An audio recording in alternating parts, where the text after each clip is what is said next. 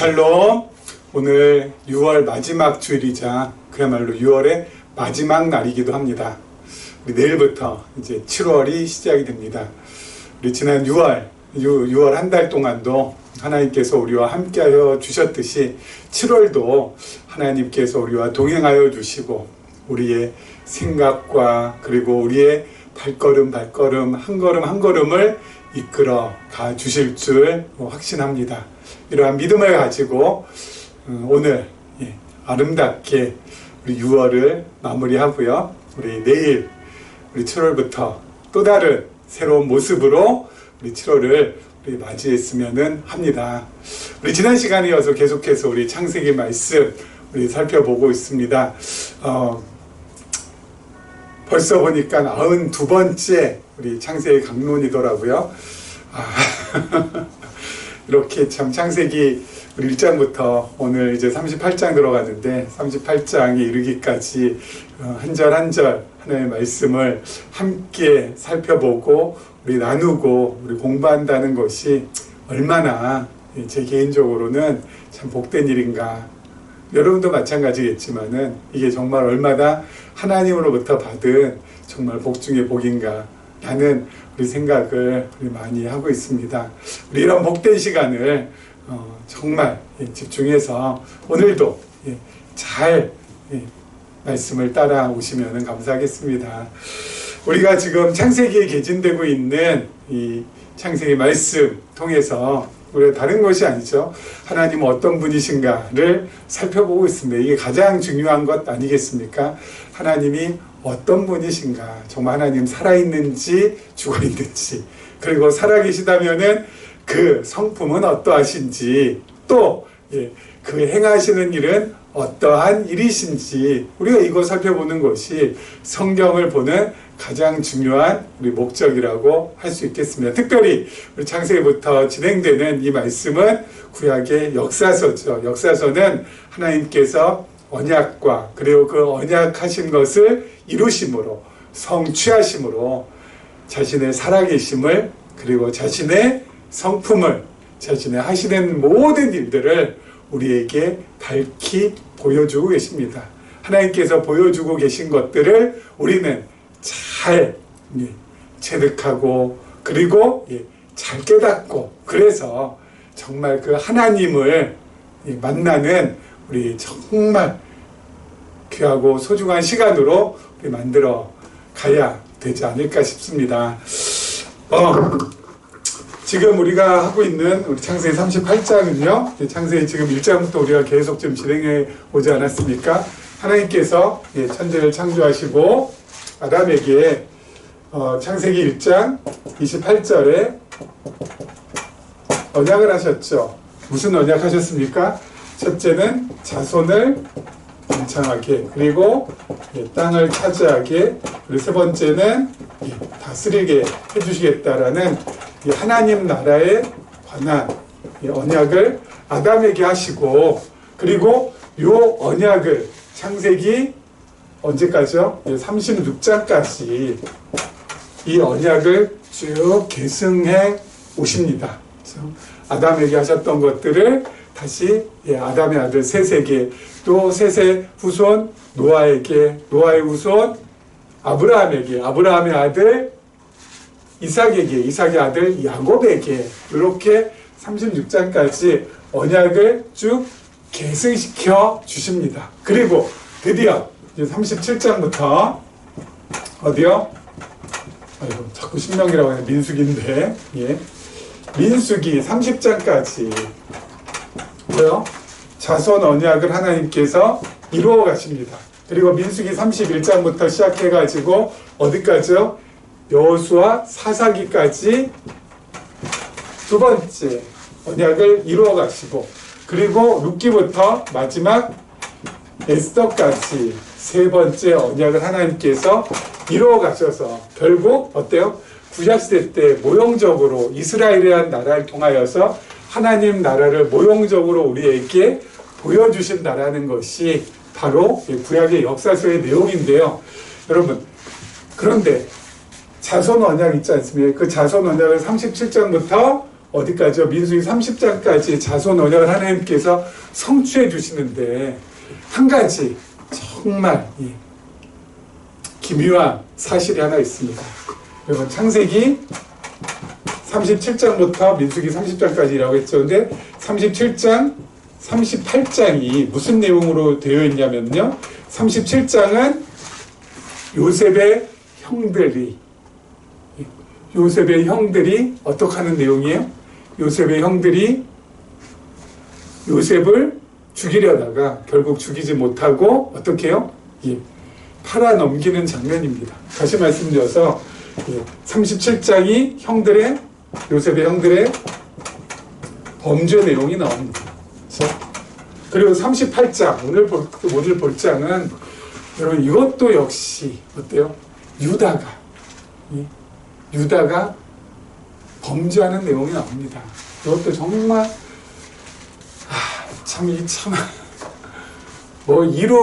이로 말할 수 없을 정도로 정말 나쁘고 낯뜨거운 내용.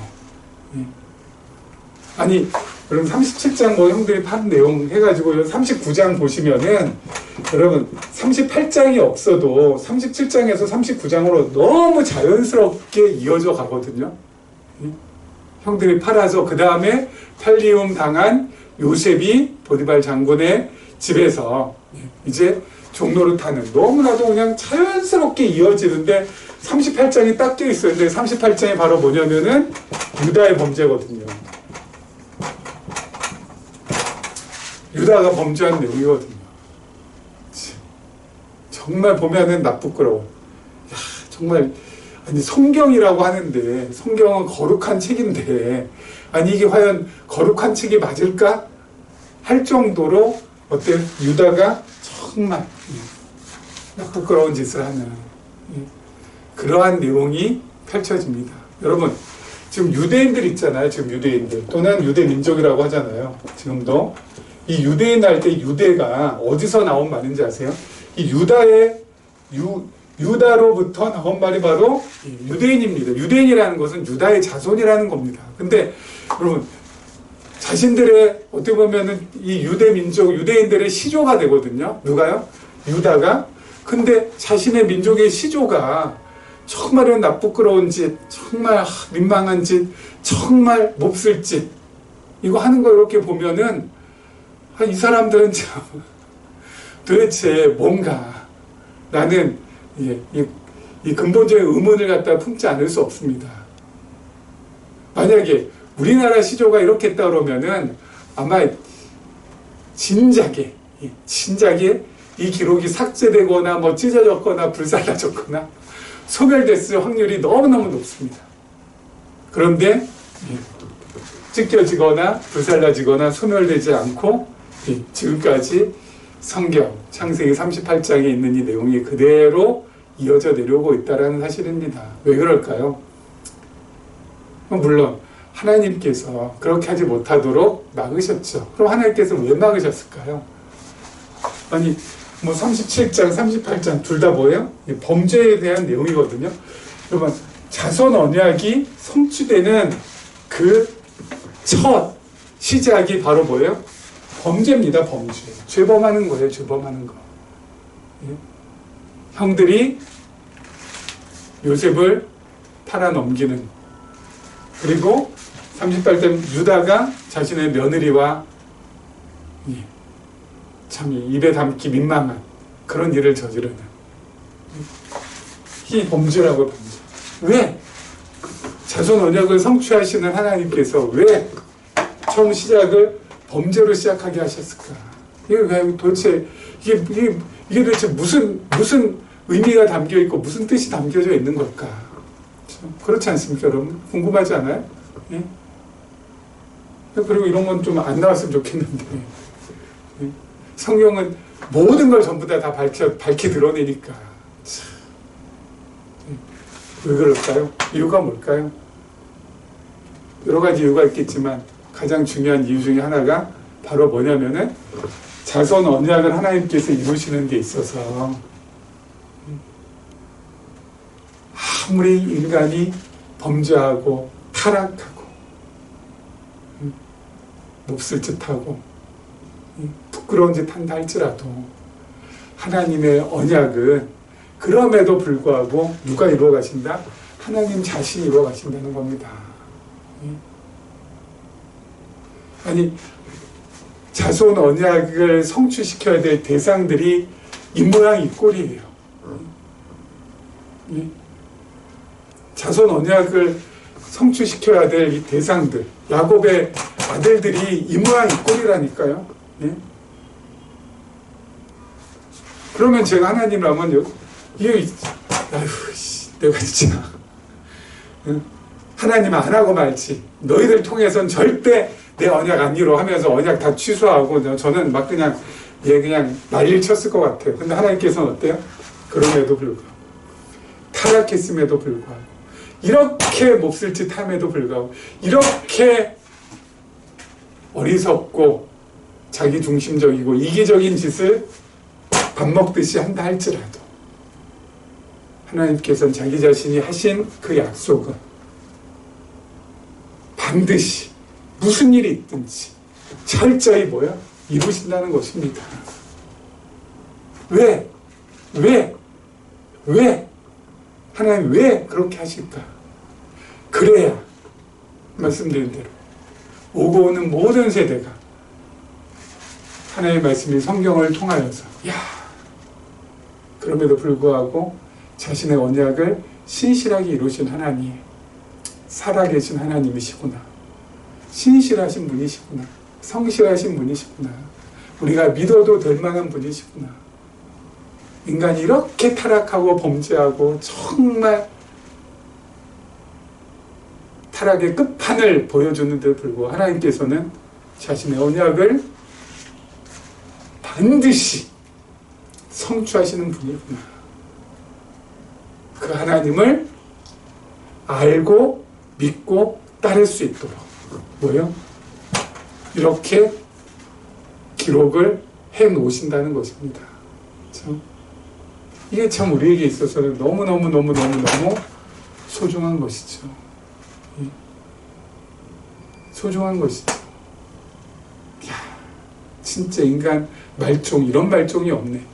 그럼에도 불구하고 하나님께서는 자신의 뜻을 이루어 가신다는 것이죠. 자, 우리 지난 시간에 이어서 우리 오늘 38장 우리 1절 함께 살펴보도록 하겠습니다. 38장 1절부터 5절 말씀입니다. 그 후에 유다가 자기 형제들로부터 떠나 내려가서 아둘람 사람 히라와 가까이 하니라. 유다가 거기서 가나안 사람 수아라 하는 자의 딸을 보고 그를 데리고 동침하니 그가 임신하여 아들을 낳으며 유다가 그 이름을 에리라 하니라.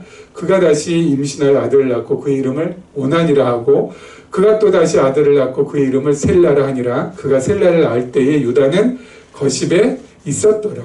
자, 유다가 자기 형들로부터 떨어져서 어때요? 가나안 사람의 딸을 취해서 그 가나안 사람의 딸을 통하여서 아들 셋을 낳습니다. 첫째 아들 엘, 두 번째 아들 오난, 세 번째 아들 셀라. 그렇죠? 세 번째 아들 셀라. 이렇게 아들 셋을 낳습니다. 여러분, 유다가 왜 형제들로부터 떠났을까요? 유다가 왜 형제들로부터 떠났을까요? 여러 가지 추측이 가능하지만은 유다는 동생 요셉을 은 20에 상인들한테 팔자고 처음 제안한 장본인입니다. 그렇죠? 처음 팔자고 제안한 장본인이에요. 그리고 나서 아버지에게 요셉이 죽었다고 거짓을 고하고, 그리고 아버지 야곱이 그 소식을 전해 듣고 통곡했다고 했습니다. 통곡했다고. 여러분, 그 일련의 모든 과정, 다 죄의 과정이잖아요. 그렇죠? 모든 과정 전부 다 죄의 과정입니다. 여러분, 지난 시간에 잠깐 말씀드린 대로 하나님의 뜻을 이루는 데 있어서는 악하게 이루어가는 사람이 있고 선하게 이루어가는 사람이 있다고 했습니다. 근데 유다는 지금 악하게 이루어가고 있잖아요. 그렇죠? 죄의 과정을 통하여서 악하게 이루어갑니다. 여러분, 선하게 이루는 사람과 악하게 이루는 사람의 가장 큰 차이가 뭐라고 했습니까? 하나님의 뜻을 선하게 이루는 사람과 악하게 이루는 사람의 가장 큰 차이는 바로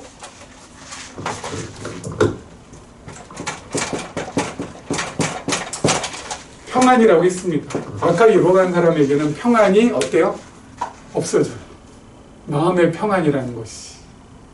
여러분, 마음의 평안이라는 것이 없어진다라는 것은 어때요? 마음의 평안이 없어진다는 것은 마음 편히 누구 곁에 아무리 가까운 사이일지라도 그 곁에 머물 수가 없겠죠. 왜냐하면 마음이 편하지 않으니까. 아버지 통곡하는 것도 같고, 아버지가 어때요? 요셉이 없어가지고 힘들어하는 것도 전부 다 보고 있고.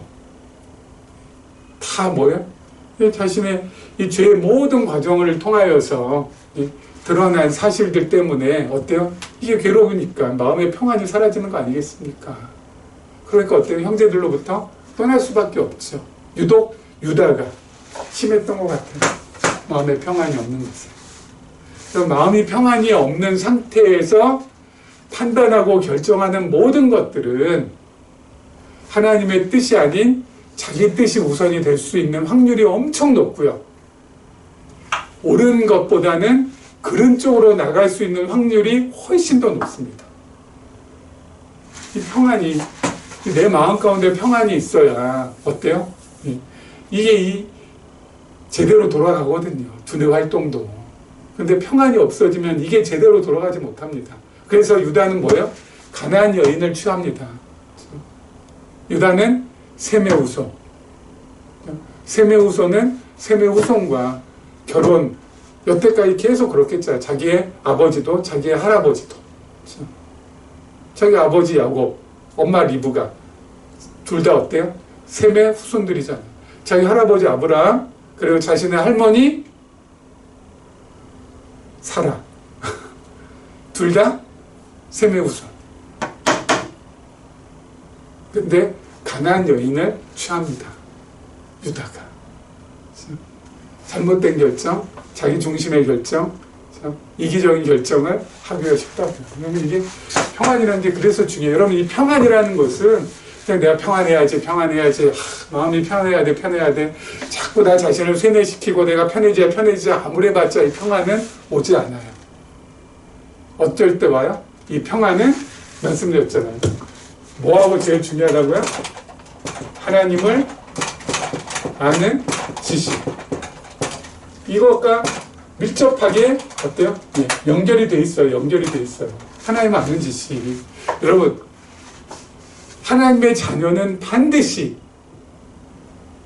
자신의 아버지이신 하나님을 알고 싶고 배우고 싶어 합니다.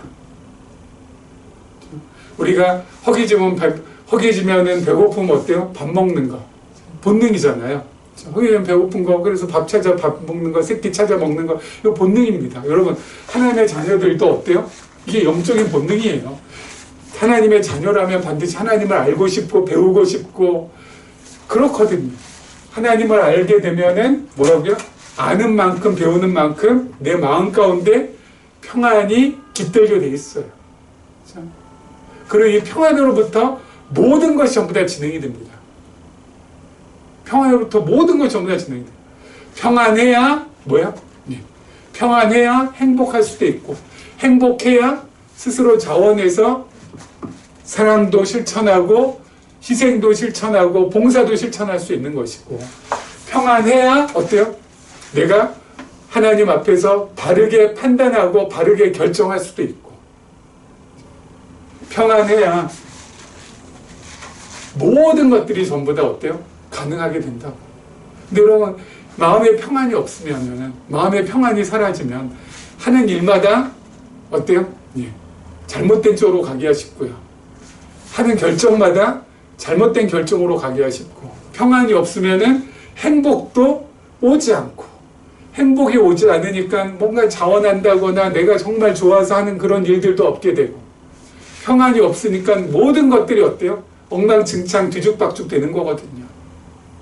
그래서 여러분, 신앙생활 내가 정말 지금 잘하고 있는지 못하고 있는지에 대한 판단의 기준을 제가 늘 말씀드리잖아요. 무엇을 기준으로 삼으라고요? 내 마음에 평안이 있느냐 없느냐. 이게 기준이라고. 내 마음 가운데 평안이 있다면은 지금 잘하고 계신 거라고. 내 마음 가운데 평안이 있을 때, 이때 하더라도 뭘 해야 된다.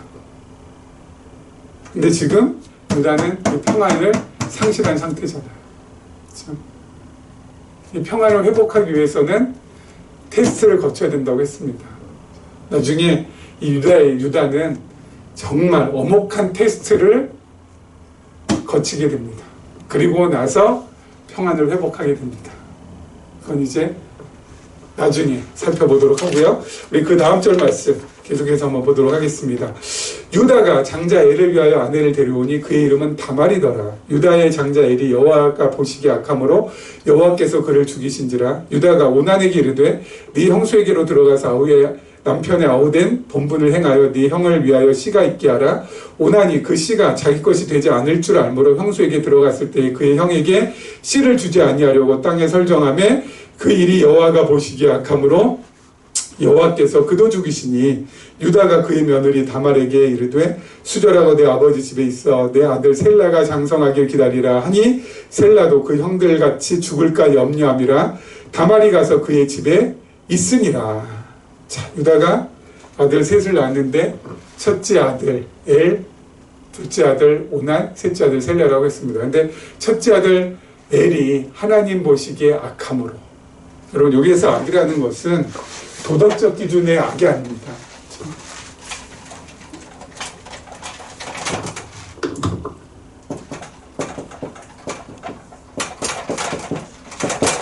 도덕적 기준에서 선과 악은 누가 나눠요? 사람이 기준이 되어서 나누는데 이 사람 중에서도 특히 어떤 사람이요? 강한 사람, 강자가 어때요? 그 기준이 되는 것입니다. 그렇죠? 사람이 기준이 되고 선악을 기준으로 선악을 나누는 것은 사람이고 그 사람 가운데서도 강한 사람. 그렇죠? 오늘날 예를 한번 들어볼까요? 여러분, 행정부의 수반은 대통령이잖아요. 그렇죠? 대통령이 우리나라 원자력 발전 악이라고 하면은 악이 되고 선이라고 하면 선이 됩니다. 그렇죠? 지난 대통령은 뭐예요? 탈원전이 선이라고 해가지고 원자력 발전을 갖다가 점점 줄여 나가는 것이 좋겠다고 했고, 지금 대통령은 그 반대죠. 그러니까 강자가 기준이 되는 겁니다. 입법부도 마찬가지죠. 다수당이 강자가 되는 겁니다. 다수당에 의해서 어때요? 소수당들은 이리로 끌려갔다가 저리로 끌려갔다가 아무리 뭐라 해봤자 어때요? 그냥 다수결의 원칙에 의해서 아무리 여당이어도 어때요? 질질질 끌려다닐 수밖에 없습니다. 사법부도 마찬가지예요. 사법부에서의 기준은 뭐예요? 대법원이죠. 대법원 판결. 여러분, 교차로에 진입하실 때 딱 진입을 했는데 중간 딱 교차로에 이렇게 진입을 했는데 어때요? 푸른 신호등에서 노란 신호로 딱 바뀌잖아요. 그럼 그때 어떻게 해야 됩니까? 지금까지는 어때요? 눈치 봐서 이렇게 지나갔거든요. 근데 이제는 서야 된답니다. 도로 한복판에 서게 됐어요, 지금. 도로 한복판에 서게 됐다니까요. 왜 그런지 아세요? 그냥 지나가면 신호 위반이 된대요. 근데 어제 4월달인가 결정이 나가지고 앞으로 이렇게 교차로 지나갈 때 푸른 신호등에서 갑자기 이렇게 노란 신호를 바뀌면 그냥 서야 돼. 그러면 한복판에 쓰면 아무튼 이 차량 통행이 엄청 방해가 될 텐데 그래도 서야 된다는 겁니다. 왜요? 우리나라 사법부의 최고 의결기구인 대법원에서 판결이 그렇게 딱 났으니까 강하잖아요. 행정부는 대통령, 입법부는 다수당, 사법부는 대법원. 거기에 딱딱 기준을 정해주잖아요. 선과 악의 기준을. 성경은 아닙니다. 그렇죠? 성경적 기준은 바로 뭐예요? 하나님의 기준입니다. 성경적 기준은 하나님이 기준이십니다. 그렇죠? 하나님께서 어떻게 기준하실까요? 무엇을 선이라고 하시고 하나님은 무엇을 악이라고 할까요? 선과 악은 과연 뭘까? 하나님 기준에서 선과 악은 바로 뭐냐면은 하나님 기준에서는 믿음입니다. 믿음을 따라하는 것은 선이고 믿음을 따라하지 않는 것은 악입니다. 그렇죠?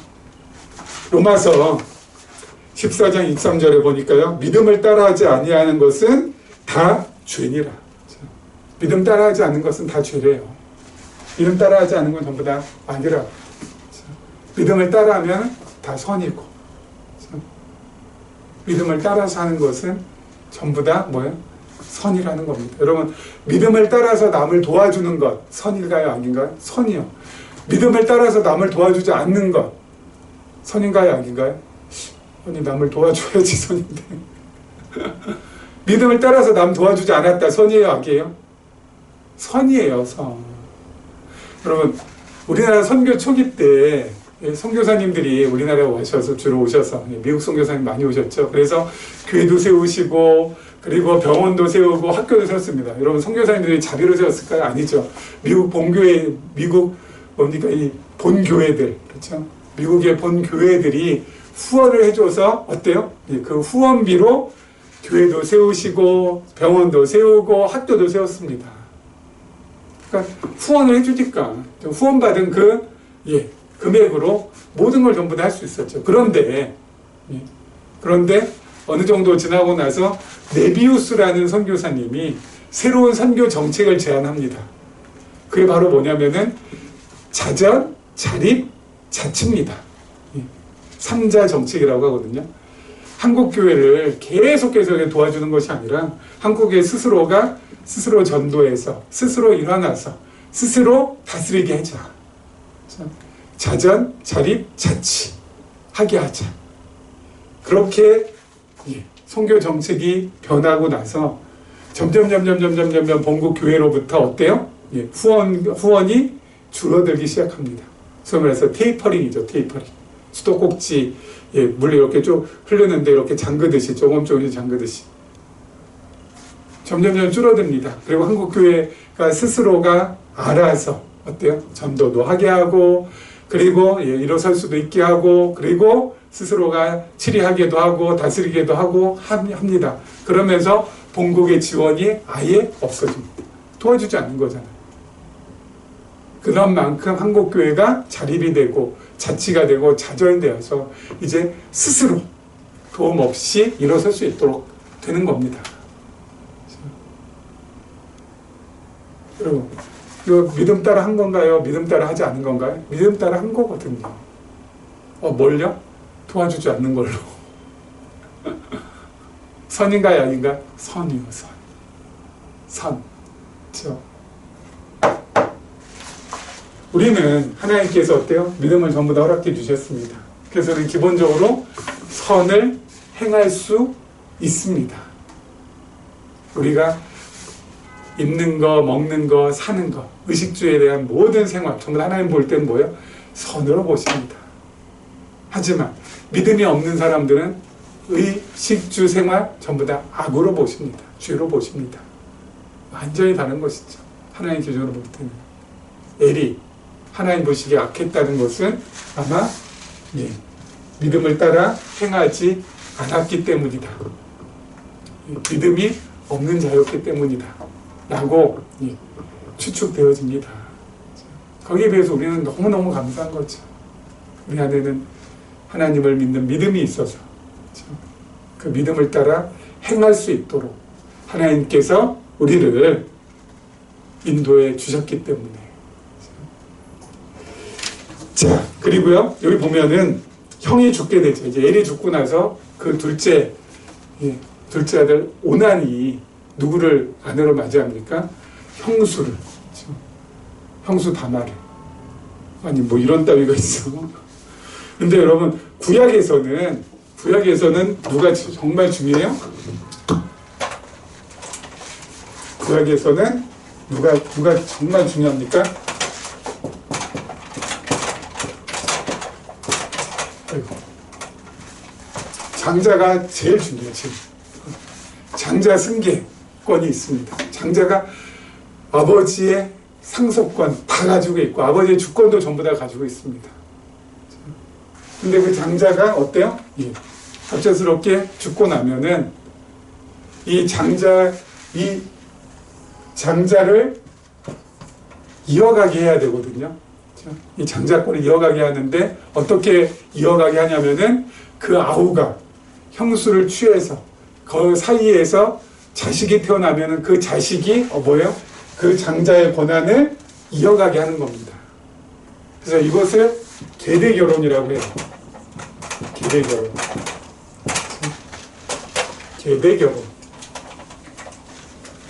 대를 잇게 하는, 대를 잇게 하는, 이을계자, 대자, 그렇죠?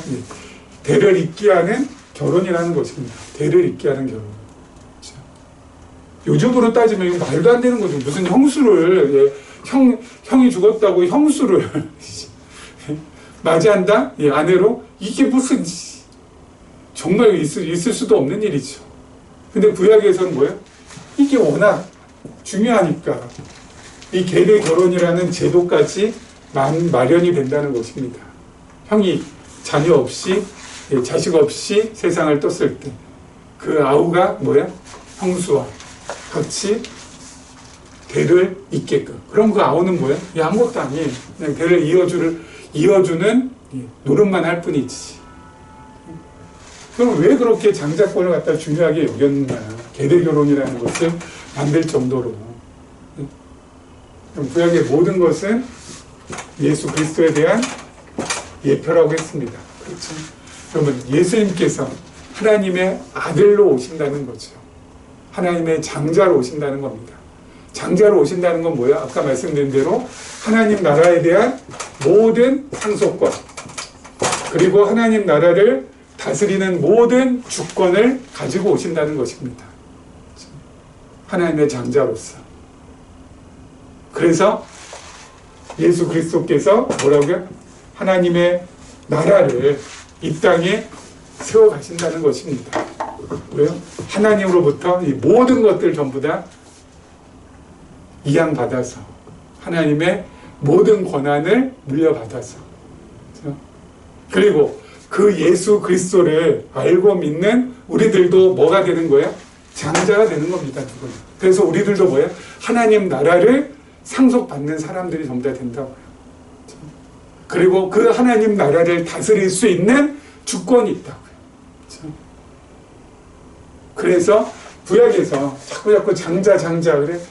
여기 자꾸 구약에서 장자 하니까 이 뭐 장남으로 태어나지 않은 우리가 장남으로 태어나지 않은 또는 딸로 태어난 분들이 이거 뭐 성경이 너무 편파적인 거 아니야? 그렇게 여기실 수 있지만은 그게 아니라고요. 구약에서 장자 하는 것은 장차 신약시대 때 이 땅에 오신 예수 그리스도와 그 예수를 그리스도로 믿는, 그래서 장자들. 여기서 장자가 된다는 건 뭐예요? 저도 장자고 여러분들 모두가 전부 다 장자라는 것입니다. 우리 모두가 다 장자예요. 하나님의 장자. 우리는 차자 없습니다. 우리 다 아들입니다. 여기 딸도 없습니다. 다 아들입니다. 장자인 거라고요. 왜요? 장자로서 모든 아버지로부터 모든 권한을 전부 다, 상속과 관계된 모든 권한, 그리고 주권과 관계된 모든 권한을 우리가 물려받는다라는 것입니다. 그래서 구약에서 자꾸 장자 하는 것은 바로 앞으로 신약시대 때 펼쳐질 예수 그리스도와 우리를 위해서 장자 하는 겁니다. 그리고 장자를 그렇게 소중히 여긴다라는 것이죠. 장자를 그렇게 끔찍하게 소중히 여긴다는 것은 바로 저와 여러분을 하나님께서 소중하게 끔찍하게 그렇게 귀하게 여겨주신다라는 의미이기도 한 것입니다. 그러니까 여러분, 우리가 이 땅에 살면서 이 사람과도 비교당하고 또 저 사람과도 비교당하고 하지만, 여러분, 하나님께서 우리를 보시는 그것이 제일 중요하잖아요. 그렇죠? 세상 사람들이 우리를 갖다가 바라보는 것은 정답이 아닙니다. 그건 오답입니다. 하나님이 우리를 보시는 것이 정답이죠. 하나님 우리를 보실 때 어떻게 보십니까? 큰아들, 장자로 자신의 모든 상속권과 자신의 모든 주권을 물려받을 귀한 아들로 보신다라는 것입니다. 우리가 바로 그러한 아름답고 존귀한 사람들이라는 것이죠. 여러분, 내일부터 7월이 시작이 됩니다. 하반기가 시작이 되죠. 2024년 하반기도 가슴 활짝 펴고 눈 동그랗게 크게 뜨고 얼굴에 웃음 가득 미소 가득 담고 하나님 앞에서 하루하루 정말 기운차게 당당하게 그렇게 살아가시기를 주님의 이름으로 축원합니다.